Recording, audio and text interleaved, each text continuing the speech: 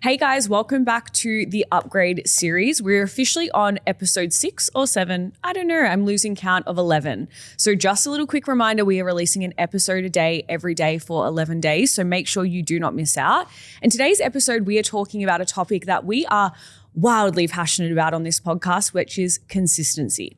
How to stay consistent through messy seasons, through busy seasons, and how to essentially make consistency your baseline level.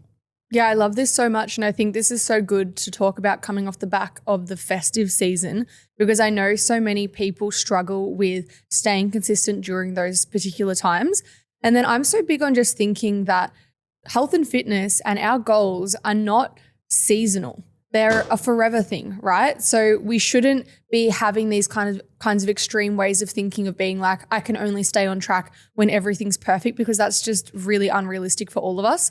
That's why I think when we talk about consistency, it's talking about finding ways to be consistent that are more sustainable. So what you're committing to is, one, not setting yourself up for failure, and two, actually having the mindset of just trying to do something versus only showing up when, again, it's perfect or you can give 100%, which I'll dive into in a sec as well. But I love this topic, and I think that our listeners, you guys are going to absolutely love what we have to say as well. I think I might just get straight into something that I like with training and just with life, which is, of course, having a lot of routine, which helps stay consistent, because it means that I don't have to think so much about what I'm going to do to stay on track. So looking at fitness, I like to think of having anchor consistent days of training. I know that's not always possible for shift workers and so on and so forth, but I like to have a baseline of the times and days that ideally I would like to train. For me, that's Monday to Friday, first thing in the morning. Now, the good thing about choosing anchor days, and it could be Monday, Wednesday, Friday for you, is it's just, again, this automatic thing that you don't have to rely on motivation for. It's just this part of your routine that you actually start to kind of feel weird if you don't do it. So I think that that can really help with consistency, because on the other flip side with fitness, if every single day we're trying to guess or just wing it, essentially, you're way less likely to stay consistent, because there's just so many decisions that could get in the way between you actually showing up or not. Yeah, I love that. I think when I think to consistency, the main thing that I think about doing is building some kind of habit. Now, when we think about building a habit, you know, what's that saying? It's like it takes 21 days to form a habit. But really, I believe that consistency is the start of that. So when you can actually get really organized and you can plan ahead of time, all you're going to do is start planning for success. The less organized that you are in going to achieve anything, the more dysregulated you're going to feel, the harder it's going to be for you to show up, and obviously the less consistent you're going to be. And then that habit is going to become really, really hard to form.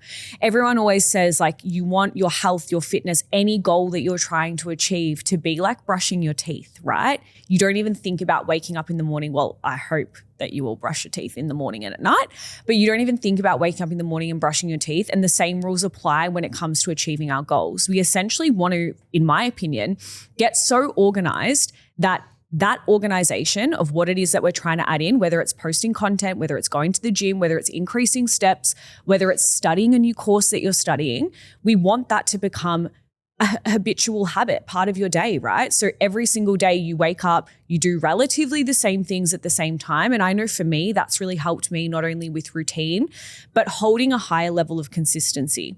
Now, the second thing that I want to talk about when we think about consistency is just simply normalizing and having bigger standards for yourself. I feel like this plays into consistency a lot.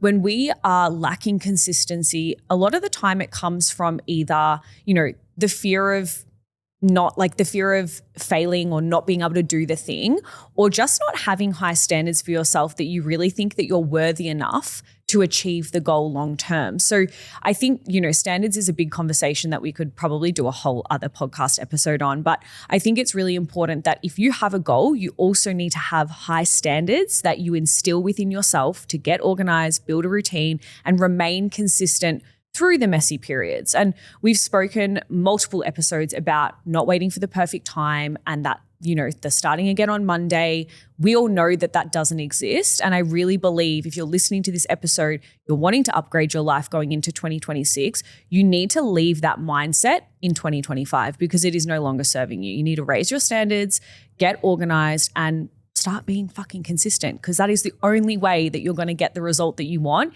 is through doing the reps over and over and over and over again. Yeah, I think as well, if you have never been consistent before, it's this thing that you need to create evidence for yourself, because we always can go for those quick fixes that we talk about a lot, or we want the instant gratification of whatever goal it is that we want to achieve. But consistency and delayed gratification go hand in hand.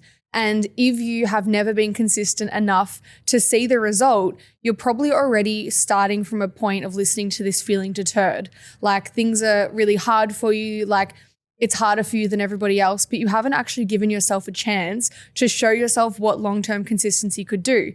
And the thing with that, which we speak about again a lot, is that comes with an element of boredom, of just that repetition, of just putting in the reps to be consistent. And all of the goals that we have, any big goal that we have is not going to be achieved straight away, which we know, but sometimes we need to have a bit of a reality check with the amount of consistency that is required to achieve what you want to achieve is probably more than what you want, but that's just part of it. And I think that what I would essentially recommend you doing, if you are not someone who's typically very consistent, is just create a plan, tick the boxes, and just commit to not giving up.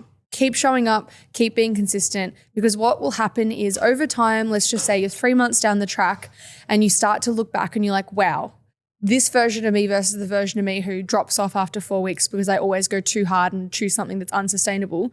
This version of me now is actually seeing heaps of progress, say in the gym, with fat loss, with business, whatever it is. And then every single time you do that, you show that longer road of being consistent and just kind of locking in. It will help you basically cultivate that consistency for everything else you do going forward. So my advice would be just commit, create evidence for yourself, and then being more consistent will just become your base level and your norm. And I actually think, I love that, but I actually think like consistency is the cheat code to getting the result quicker. And I know that sounds so silly because consistency is a long game. But if you are the person that stops and starts, chops and changes, pivots to different industries, does, the weight training, then goes to Pilates, then back to weight training, wants to be a fitness coach, then goes to a mindset coach, then comes back to being a fitness coach because you're not getting the result that you want because you haven't been consistent, that road is going to take you 10 times longer than if you just stuck to something and flexed your patience muscle. I'm okay with being bored and just focused on doing the reps over and over and over again. And when you hear anyone's success story, right? Like anyone that's achieved anything that is great, whether it's from an performance lens, from a business lens, from anything, right? The crux of that is always that that person has high levels of consistency. When you read any books about achieving your goals, building a different life, going after more, every single one of these books in some way, shape or form will talk about how important and really imperative consistency is to success. And it's just something that we overlook. And I truly blame social media, even though we're on social media, but I truly blame social media for people's lack of resilience, grit, and levels of consistency, because it just fucks you over time. Like we're so used to having that like constant dopamine hit right in our faces all of the time. If we don't have it tomorrow, it's not worth it. If I can't get it next week, fuck it, I'm not doing it. And it's like you are going to forever, and I hope that this is the reality check you guys need, but you are forever going to be chasing your tail because you're never going to get anywhere. And then you're going to be that person that constantly blames external things to them instead of just going, hey, you know what? I actually wasn't consistent and that's why I don't have the result. Yeah, I think I've got 2 points, but I think it's so interesting on that point around like whenever you see someone that's successful, like there's no such thing as an overnight success. Doesn't exist. Every single time there's like, I always think about it in like music because I've got a few friends that work in like the music industry, and it's just like anyone that pops off now has been grinding away for probably the last 6 to 8 years, right? But we just don't know about it. No. Yeah. And that's the reality with so many other things. Like when you see someone at a high level or they've achieved huge things, it's like that's the end result of all of this stuff that they have done without the reward. And that, of course, has come with boredom, showing up, just being like crazy consistent, because it's just like they don't have anything to show for it, but they know that it will eventually pay off. I thought that was really interesting to think about. And then secondly, I think that something that stops people being consistent is them associating what they have to do with being perfect or it having to be 100%, or they won't give it a shot. Like, let's go back to fitness, for example. You've had a perfect week. You've trained 4 for 4 sessions. You felt really good. Another week has come by and you've left your gym bag at home and XYZ has happened, right? The perfect week is not going to always happen, and that's okay. But if you're only consistent on those perfect weeks, you're not going to get very far. So what I always like to think about is you just have to commit to some bare minimums and you have to just not give up so easily. So with fitness, it's like, okay, your plan A is your perfect week. What's your plan B? What's your plan C? There's literally always something that we can do that's going to move the needle forward with the progress. And I always like to think of like the do something mindset, which basically just says, what can you commit to? What can you do? Like, say if you wanted to do your normal training session, but something's been cut short, it's like the perfect mindset would be like, well, what's the point if I can't do it perfectly? The do something mindset would be like, I can do 3/4 of this workout and then I'll be okay with that. So I think that for you to be able to be consistent, you also need to be okay with not being perfect, and you also need to be okay with just being really adaptive for those times when things don't go to plan. Because I always like to zoom out and think like, let's think over a 3-month period of the gym. You've got those good weeks and then you've got those bad weeks and then you've got those good weeks. The version of you that is just continuing to do something is always going to be further ahead in 12 weeks than that person that's only showing up when things are perfect. Yeah. I always liken it to 2 mindsets. You can either be emotionally attached or you can be logically attached or use your logical mind. When we think about that perfectionism mindset, right, and this goes for anything, it's like if you go to work tomorrow and you send the wrong email to the wrong person, do you just never go to work again because it wasn't perfect? Or do you just go, oh shit, that didn't work out in my favor. That was an accident. I'll just go tomorrow again. It's like the same rules apply. I think what happens with people is they get really emotionally attached to the outcome. Oh, well, this week it wasn't perfect. And then I start to shame myself and feel guilty that I couldn't do X, Y, and Z, instead of just going logical brain. Okay, cool. That's life. I'll just move on and continue doing what I was doing before that happened, like I had planned to do in the first place. I see this a lot with people getting into social media, people that want to like start posting, business, sharing anything online. It's like, well, this reel that I posted only got 50 views and last week it got 1,000 and, I'm just not going to bother anymore because like nobody cares. And it's just this emotional attachment to everything. And it's like, could you just logically look at that piece of content and go, maybe it was shit and I rushed it and I didn't put thought into it and I didn't do a good caption or whatever the thing is, and remove the emotion that you attach so solely to the outcome and to the result.